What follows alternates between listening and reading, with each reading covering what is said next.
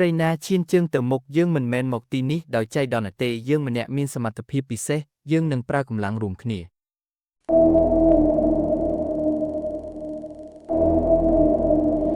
សុផលលើកកាមេរ៉ាឡើងកាមេរ៉ារបស់ខ្ញុំអាចចាប់យកវិញ្ញាណរូបភាពពន្លឺចាំងចេញពីកាមេរ៉ាធ្វើឲ្យវេជ្ជបណ្ឌិតថយក្រោយ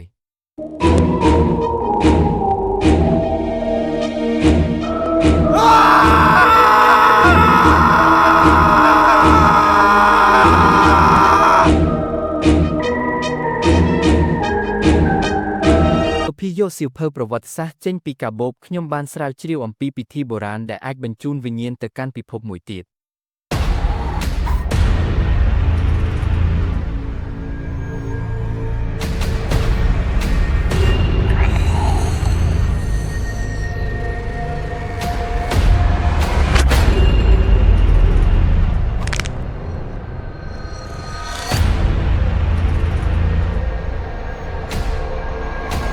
រតនាចាប់ដៃស្រីណានិងសុភាសុផលយើងត្រូវប្រមូលផ្ដុំកម្លាំងសូមវិញ្ញាណក្មេងសូមមកជួយពួកយើង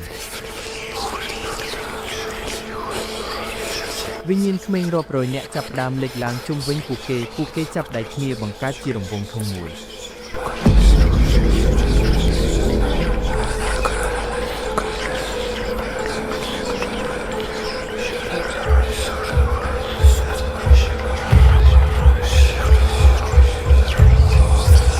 វិជ្ជាបណ្ឌិតព្យាយាមវាយប្រហារប៉ុន្តែពន្លឺពណ៌មាសចាំងចេញពីរង្វង់ក្មេងគាត់ស្រែកដោយឈឺចាប់